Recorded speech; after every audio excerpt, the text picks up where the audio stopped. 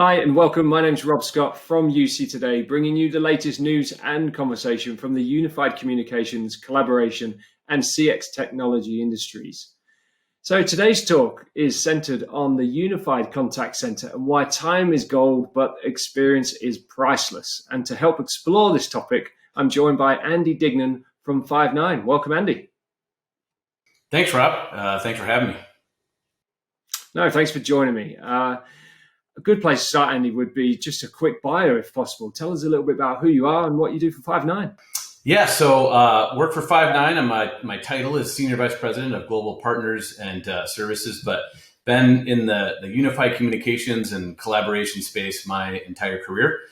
Spent a lot of time in the channel. Spent a lot of time as an engineer out there doing lots of deployments of UC and contact center, and then spent a bit of time at Cisco, and then been here at Five9 for about 2 years, and really excited to have been here for the last 2 years. I think the CCaaS industry, of all the collaboration workloads, is one of the most fastest growing. It's one of the most exciting places to be, and it really does allow you to impact customer experience, which is something I'm very keen on, and great to be part of a leading solution in the industry and having a lot of success with our customers and partners. Great, thanks, Andy. And today, we said we'd talk about the intersection of unified comms and contact center. And so I'm keen to just kind of, first of all, start with why does that actually matter in today's world of business communications? Yeah, I mean, ultimately, if you look at the lens of a CIO, right, of our customers, they're looking at it and going, hey, look, I probably have this on-prem UC solution. I'm probably already gone to the cloud for my video solution. And then obviously the last and probably the most complex of the solutions to bring to the cloud is contact center, right? And so I think we've had a bit of a run of customers who may have looked at their contact center spend and making a leap there into the cloud, right? Maybe leaving their UC solution on-prem, and really probably driven by the CRM integrations. That's really historically where the integration points have been. But now sort of the next wave of customers looking to go to the cloud are the ones who are trying to look at saying, hey, I'm going to make that same decision around UC and contact center at the same time. And so I think that's really why that's kind of forcing that. I'd say the contact center market is only about 15% penetrated into the cloud, right? So I like to call wave one was really CRM integration driven, and really now we're at UC integration driven. And so I think that's what's driving it. And then certainly kind of what's going on in the world right now with COVID and a lot of traveling not happening. I think really it's forcing our customers to really move even quicker and kind of forcing that UC and contact center together. Yeah, absolutely. It will be interesting to see what the stats are kind of, I suppose, early next year in terms of that kind of market penetration, because 15% isn't very high, is it? But as a result of the pandemic, probably expect that to be a much bigger number. Absolutely, yeah. It's appearing that way from the success we've had, the last couple of quarters. So, yeah, good. And you've been a leader in CCaaS or cloud contact center for quite a while now. So, I'm keen to kind of get a little bit more of a look through those glasses or the lens of the customer, if possible, and just kind of understand what the challenges are when looking at UC and contact center technology at the same time. Could you kind of expand on that for us? Yeah. So if you look at contact center, I mean, ultimately, not just looking at the technology, right? It's what's interesting is having been in the contact center space my entire career, there's been things like multi-channel and omnichannel and AI. These have all been things that have been promised for a long time, right? But ultimately, it hasn't really delivered. And I think most people who deal with a contact center usually have a kind of negative experience, right? No one says, hey, I love calling into someone's contact center, right? But the technology really has evolved over especially the last couple of years. Our CEO, Rowan Trollope, likes to say the contact center is going to evolve more in the next 5 years than it has in the previous 25. And I think that's we're seeing that certainly play out. But if you're a CIO looking to make your decision right now in the contact center space, you, again, are probably sitting on a prem solution that has lots of integrations to areas, because ultimately the contact center really is about delivering that better customer experience, which means you have to integrate to your CRM system and maybe your ERP system, right? If you're doing full omnichannel, you probably have to integrate to your e-commerce platforms.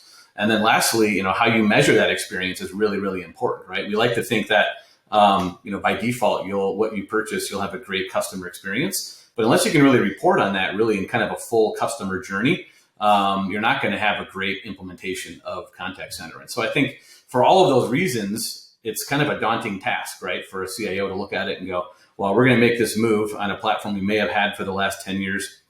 And so for all those reasons, I think that's why the partner ecosystem, right? If you look at the CCaaS vendors that are going to have the most success, they're going to be the ones that have, really canned integrations to things like CRM and ERP platforms, canned integrations to, customers' data warehouses so they can get that full 360-degree view. So I think that's one really, really important angle is what are the sort of pieces that attach to the contact center? And then that really then goes into, okay, well then why UC, right?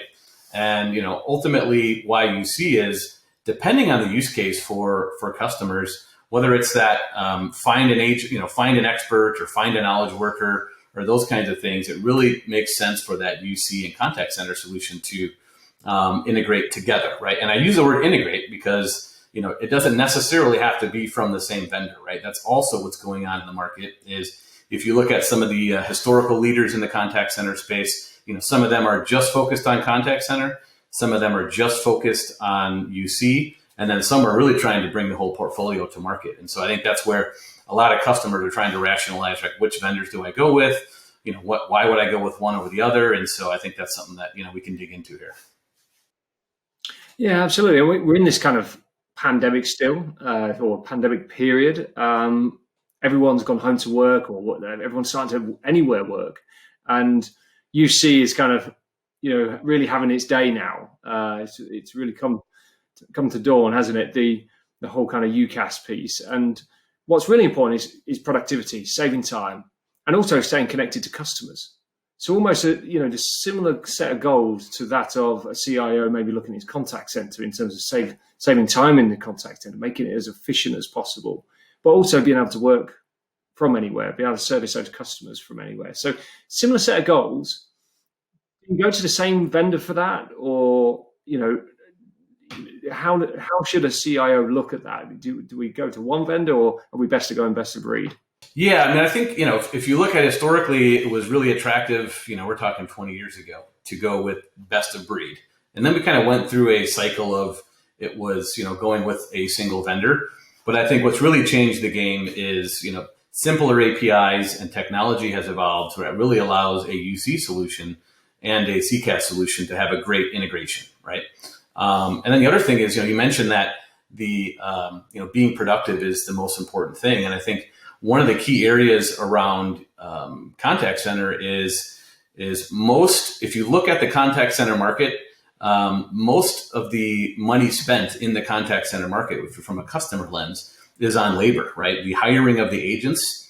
And, there are some vendors out there, I think they're looking at, okay, how can we leverage AI to remove the need for agents? We're one, I think here at Five9, we're more focused on how do we make your agents better faster, right?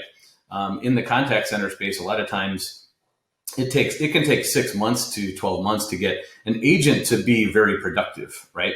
And so ultimately, though, if we can shrink that from 12 months down to 60 days, let's say, right, that's going to allow agents to get better faster. And you can do that through things like, prompting agents on what to say, leveraging AI to provide that next best action. But then also on top of that, be outside of just the CCaaS lens, in the UC lens, you're right. Most in this pandemic period here, most CIOs had to immediately say, we're going to take all of our agents who are kind of probably sitting in rows of cubicles, and you're going to go home, and you're going to have to be able to have a great voice experience. You're going to have solid internet. And so it became almost more important overnight for there to be a great UC integration into the contact center. And so some customers were already in the cloud for all the workloads, and it was pretty easy. They just sent an email probably and said, okay, agents are going home, log in and we're ready to go. But what we saw at Five9 was lots of customers who may have been ready from a UC perspective, but contact center, they weren't ready. And so it was almost like really cramming in that in a very short period of time.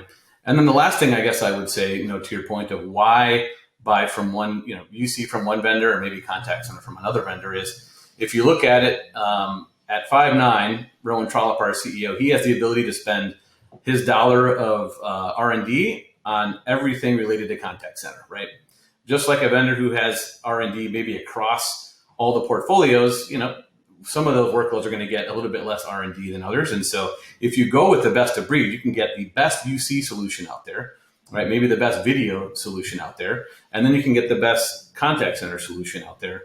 And if you have those integration points to the various solutions, right, that's the key thing to look at for if you're a customer. I think that's why it makes a lot of sense for customers to really look at that best of breed scenario.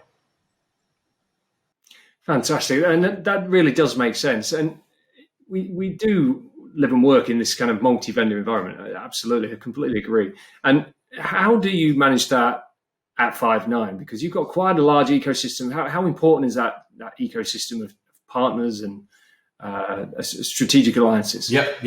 Yeah. So if you look at, certainly focusing on partners that bring certain kinds of value to the table, right? If you're a customer and you're looking at a CCaaS vendor, you want to look at, okay, what are the integrations they have out of the box to a UC vendor, right?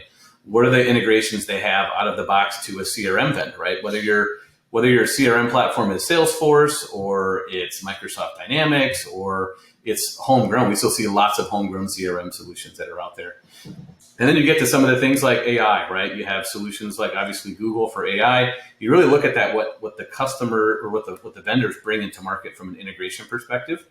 And then the other thing you certainly look at is, I would say probably 90% of the UC and contact center solutions out there, if you're a customer, you probably purchase them through a services partner or a service provider or someone that you buy a lot of your technology from.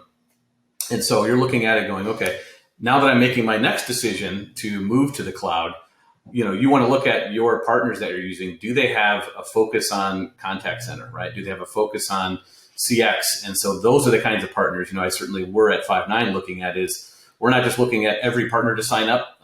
We want partners that bring a lot of deep experience in the contact center space and certainly the UC space.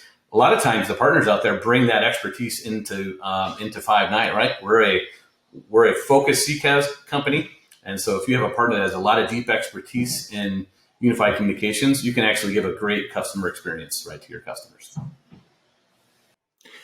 So it's a complicated decision-making process. Lots of vendors involved, CRM, contact center, UC, collab, video meetings, there's all sorts of it happening. So just keen to just expand a little bit more in terms of how you're helping your customers and your channel partners win in today's market. Could you tell us a little bit more about that, please? Yeah, I think, like any CIO, your first thing you're going to say is, what's my ROI, right? And ROIs are always, complicated. But I think when it comes to CX, most CIOs are look at it not purely just in dollars and cents around my spend, right? They're looking at it going, okay, if I provide my customers a better customer experience, right? If you look at CIO.com or any other market research out there, customer experience is usually in the top 1, 2, or 3, right, on the CIO's plate.